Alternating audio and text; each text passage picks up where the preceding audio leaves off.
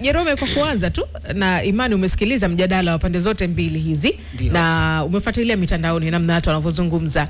Kwa upande wako moja kwa moja ukipima upepo huu unaoendelea kati ya chama kinachoongoza madarakani CCM pamoja na vyama pinzani na majadiliano kama haya yanayojitokeza, majibizano yanaleta picha gani ama taswira gani hasa katika unga huu wa kisiasa hapa nchini? Kwanza ni kushukuru sana ndugu mtangazaji, swali lako zuri sana. Ila ninachotaka niweze kukisema kwamba nimewasikiliza wote wawili, makamu mwenyekiti wa Chadema John Heche na katibu mwenezi wa CCM ndugu kiongozi. Nchi hii ilikuwa katika mfumo wa vyama vingi hata kabla ya uhuru. Lakini baada ya uhuru mwaka 1961 serikali ikaona vema kuweza kufuta mfumo wa vyama vingi. Basi baada ya kuona kufuta kwa mfumo wa vyama vingi, wakarudisha tena mwaka 1992 kurudi katika mfumo wa vyama vingi. Kwa nini walirudisha? Kwamba waliona msukumo wa kimaendeleo katika chama kimoja haupo sawa. Lazima viongozi waweze kuasua kama remote ili waweze kufanya kazi na kuoanisha maeneo ya utendaji wa kazi katika maeneo husika katika nchi yetu. Mfumo wa vyama vingi ukaingia mwaka 1992. Hatimaye leo tuna takribani miaka 34 tangu mfumo wa vyama vingi uweze kuingia. Ninashukuru sana uwepo wa mfumo wa vyama vingi. Nashukuru sana kwa sasa Watanzania wana upeo wa kuelewa kwa mambo hata katika mitandao ya kijamii. Niweze kusema kitu kimoja kwamba katika nchi yetu hii tuna uhuru wa kufanya kazi za kisiasa. Pia tunapaswa kuwa na uhuru hata katika kuabudu.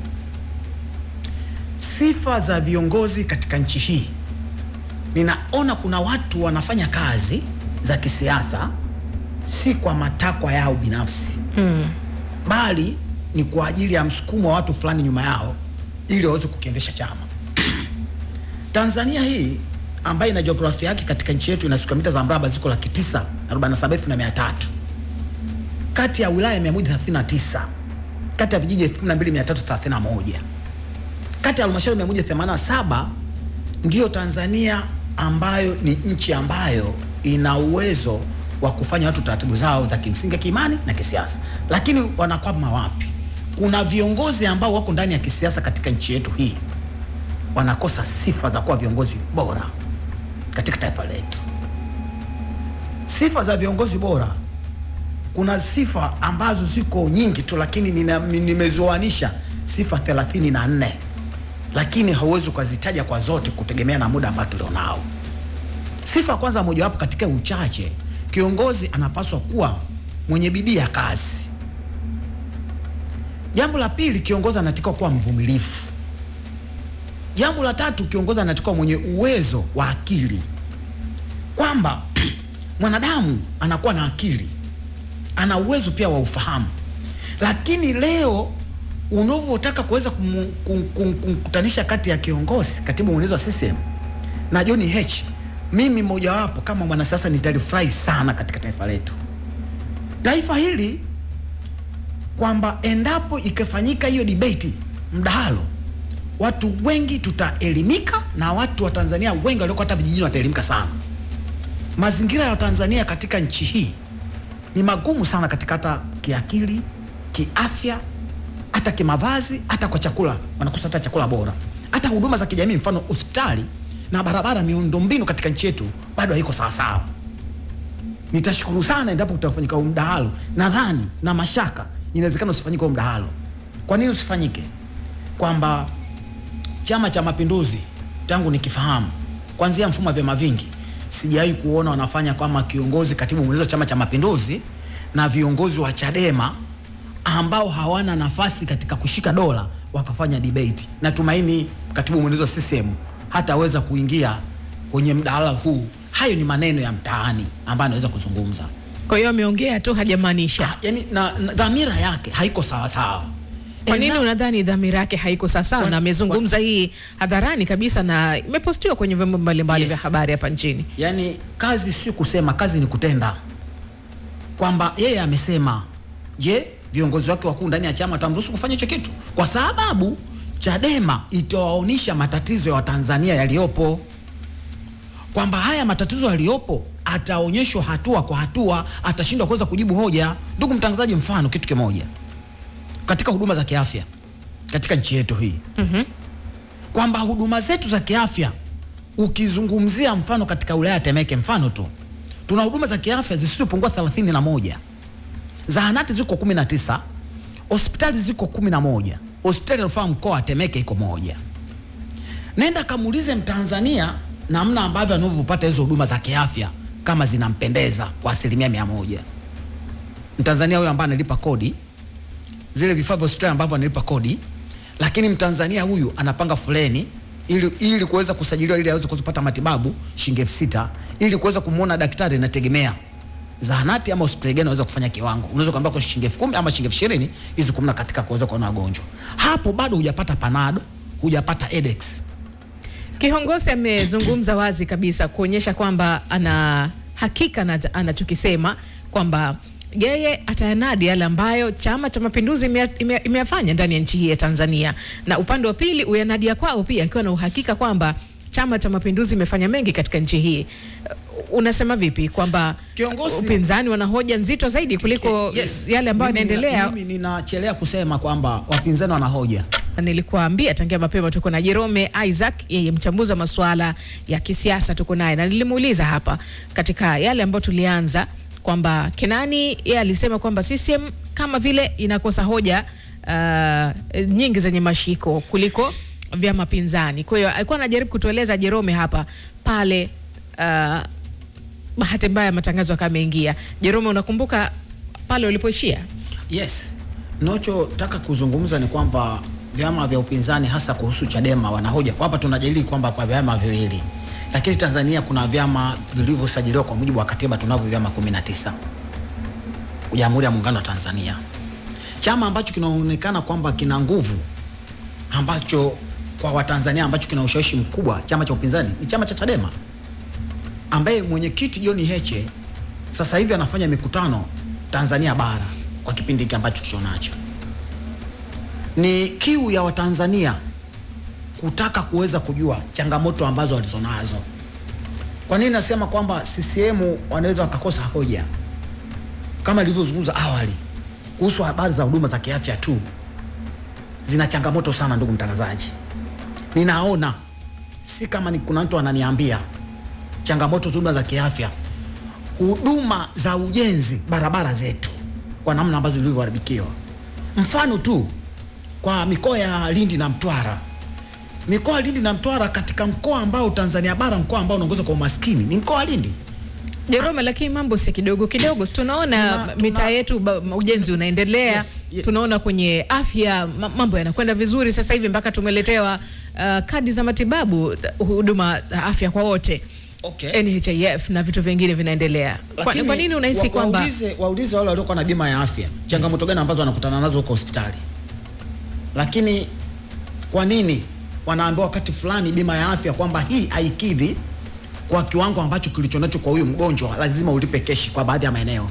Imerekebishwa lakini kwenye huduma ya afya sasa hivi, na tunazungumza mara nyingi hapa na watoaji huduma kutoka Wizara ya Afya, na wanalichambua vizuri kabisa kwamba kuna marekebisho haya. Kama marekebisho yatafanyika, washuke chini, wasiangalie kwanza hospitali za juu.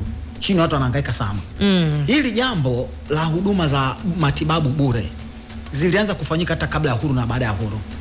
Jerome, mjadala huu ambao unaendelea unaonesha tofauti ya sera au ni sehemu tu ya ushindani wa masuala ya kisiasa kati ya pande mbili? Jambo la kwanza tofauti ni sera, na jambo la pili kwanza tofauti wa ushindani.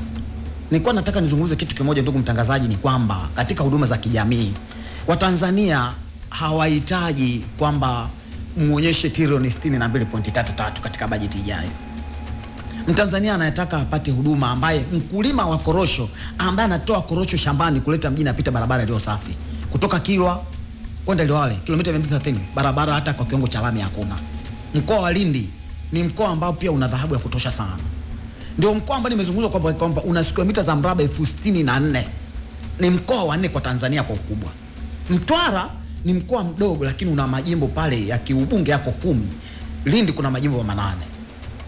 Ukiangalia katika mikoa ya kusini, nenda wilaya hiyo ya Nachingwea, vijiji vyake, ndugu mtangazaji, ni huruma sana kwa namna ambavyo huduma za kijamii zilizofifia sana kwa kiwango kikubwa sana. Jerome, tukitazama kwenye kila mkoa na kila wilaya tutazungumza kwa upana zaidi, kwa sababu nchi yetu ina vitu vingi na tuna mikoa mingi zaidi, na kila mahala kuna changamoto na mazuri yake pia. Tunaposema changamoto tusisahau pia na mazuri yake. Kikubwa nataka tujibane zaidi katika mjadala haya yanayoendelea, majibizano kati ya vyama pinzani na chama kilichopo madarakani CCM. Majibizano kama ndugu zangu walivyokuambia kwamba katibu mwenezi wa CCM hataweza kukubali kufanya debate na John Heche, hata kama amesema dhamira yake katika moyo wake hicho kitu hakipo. Kwa nini hakipo? Kuna vitu vingi vya kimsingi sana ambavyo ataweza kuulizwa na akashindwa kuwa na majibu. Sasa kauli za viongozi hawa zinapofika kwa wananchi zinaweza kujenga kitu gani hasa ndani yake, kwamba utajenga kuongeza uelewa, ama inaweza kidogo ikaleta mushke na kuongeza mihemko ya kisiasa? Italeta kwanza uelewa. Jambo la kwanza utaleta kwanza uelewa kwamba Watanzania watafahamishwa matatizo yao walionayo na changamoto ambayo walionayo na faida ambazo walizonazo. Chama cha Mapinduzi ambacho sisi mnachokiona leo, mwaka kesho kitatimiza miaka 50 tangu kuundwa kwake, kutoka chama cha tano na SP wakakiunda chama cha Mapinduzi. Wamefanya kwa sehemu, lakini katika sehemu hii walioifanya inawanufaishaji wa Tanzania katika ile eneo. Leo John Heche na kiongozi, unamtaka John Mnyika, unamtaka Boniface uingie kwenye mjadala, alafu yeye atasimama na nani? Nasema hata Boniai tu peke yake akisimama Boniface na kiongozi, kiongozi hata kuwa na nafasi ndani ya Boniai katika kujenga hoja. Kwa nini unaona hivyo? Kwa sababu Boniai atazungumza vitu ambavyo Watanzania wataguswa katika huduma zao za kijamii. Chama cha Mapinduzi CCM ambacho kimeshika dola, ambacho ndio kiona sasa kinafanya mikutano ya kisiasa, lakini uhalisi hao wa Tanzania ambao unaowaona ni kweli. Kwa sababu leo Chama cha Mapinduzi CCM ambacho kikiweza kufanya mkutano pasipo kuweza kukodisha magari kwa kukusanya watu kutoka wilaya moja kwenda wilaya nyingine, mkutano hauwezi kujaa kwa sababu umekosa ushawishi mkubwa sana. Chadema ni chama ambacho kisiasa, nimemsikiliza kwa namna ambavyo alivyoongea kwamba kwa kusema kwamba chama cha Chadema kinafanya vitu ambavyo sio za wananchi. Chadema wanawakumbusha Tanzania kwa matatizo walionayo. Chadema kinafanya kisiasa ambazo kila Mtanzania anaona kuna hoja. Ni labda ndugu mtangazaji niweze kuzungumza katika huduma. Umezungumza kitu kimoja kwamba Tanzania ni kubwa. Ni kweli, kama ulivyosema Tanzania ni nchi kubwa sana. Kama nilivyozungumza kwamba ina square mita za mraba ziko 947,300. Lakini tuangalie katika mfumo wa kikanda, katika hizo huduma za kijamii ambazo zinazoonekana kufikia hatua leo. Nizungumza katika habari za hospitali. Nikija hospitali na kuja katika elimu za shule za msingi kabla hujagusa sekondari. Nchi hii inasemekana katika takwimu kwamba kuna shule za msingi 19,194 kati ya kata 3,960. Sasa basi nitakushauri ufanye research yako siku moja tu katika hapa mkoa wa Dar es Salaam, uzunguke baadhi ya shule bila kuhitaji hiyo wilaya. Natumaini unaweza kuzifahamu. Utakuta watoto wanakaa chini sana, hakuna madawati, walimu wanakuwa na uhitaji mkubwa sana katika zile shule husika. Kwa kifupi, unataka kutuambia kwamba CCM haijaweza kufanikiwa kutekeleza yale mahitaji ya msingi katika nchi yetu, lakini upinzani wana hoja za msingi katika kutetea jamii. Yes. Ndivyo sivyo? Ndio. Kwa nini nasema hivyo? Ni kwamba mwananchi ana haki ya kupata matibabu bure, mwananchi ana haki ya kupata elimu bure. Leo vyama vya siasa ambavyo viko 19, kuna chama kimoja wapo pasipo kuweza kutaja jina, walisema tukishika dola tutatoa elimu bure. Chama cha Mapinduzi kimechukua ile dhana ya kusema elimu bure, lakini walishindwa kwenda kuwauliza kwamba elimu hii bure. Heche amesema kwamba CCM imekuwa ikishambulia Chadema badala ya kujibu hoja, huku akisema kwamba CCM huku upande wa CCM ikidai kwamba Chadema inaondoka katika ile misingi ya chama cha siasa. Kama mwananchi ama wewe binafsi, unatakiwa kutazama upande upi hasa kati ya haya ambayo yanaendelea, ili tuweze kutofautisha masuala ya hoja na masuala ya siasa pamoja na ushindani ndani yake? Kwanza, endapo kama chama cha Mapinduzi kisema CCM kwamba imekosa hoja, mimi ninaweza nikasema sio kweli. Ingekuwa kama chama ambacho kimekosa hoja, kisingekuwa na ushawishi mkubwa katika mikoa ya Tanzania ambayo anazunguka kuweza kufanya mikutano. Kuna vitu ambavyo vinakosekana ndani ya Chama cha Mapinduzi, kuona namna kuweza kuwashawishi wa Tanzania ili sera zao zile wanazozungumza zikaeleweka. Chadema wanaeleweka katika maisha ya kijamii.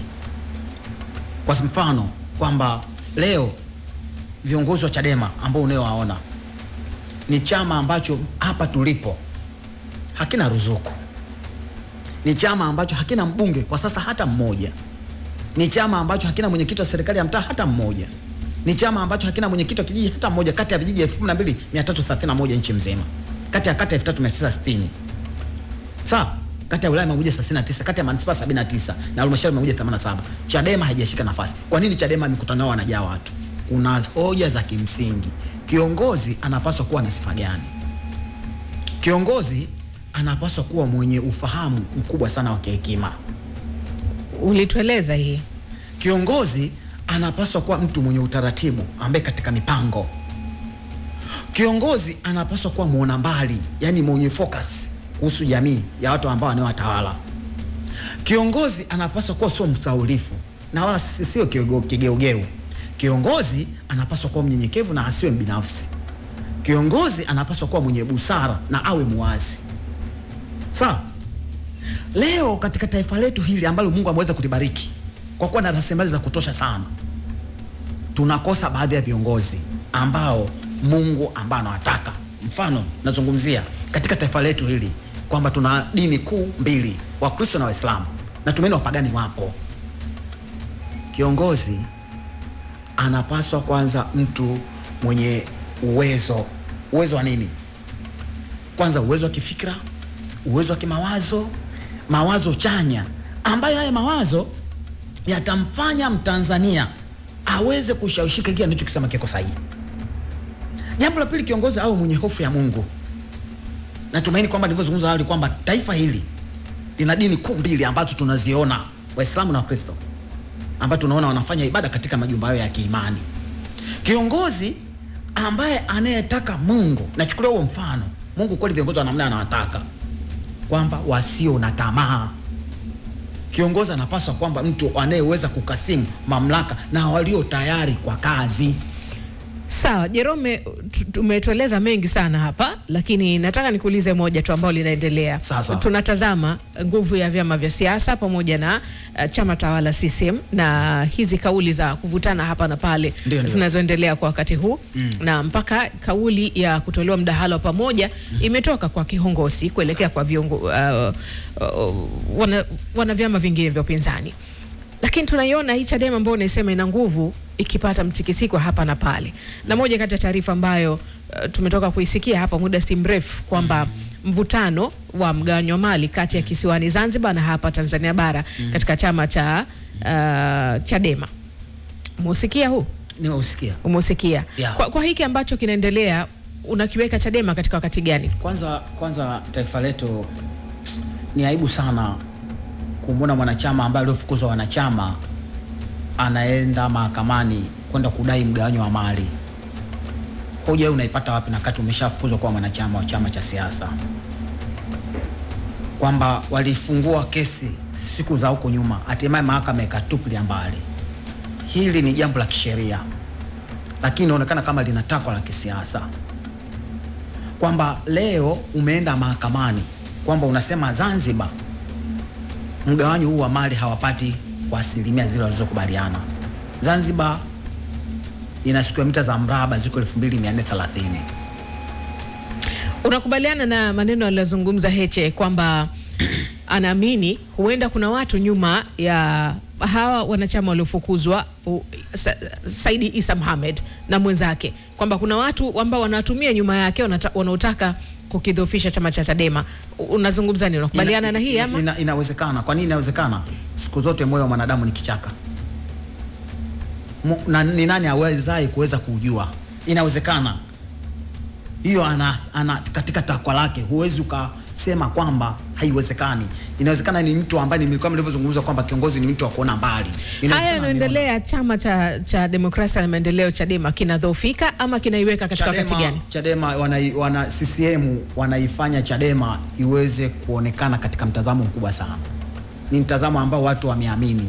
Naishi Uswahilini, naona namna ambavyo wananchi wanaokipenda chama cha Chadema. Sawa. Asante sana Jerome, muda wetu umetutupa mkono. Mimi nakushukuru sana kwa uwepo wako hapa studio. Nashukuru sana. Tunakutakia majukumu mema, tutakualika tena wakati mwingine. Amina. Mungu aweze kukubariki sana, nashukuru sana. Asante sana. Huyo ni Jerome. Tupo mwaka wa mbele. Imewashika.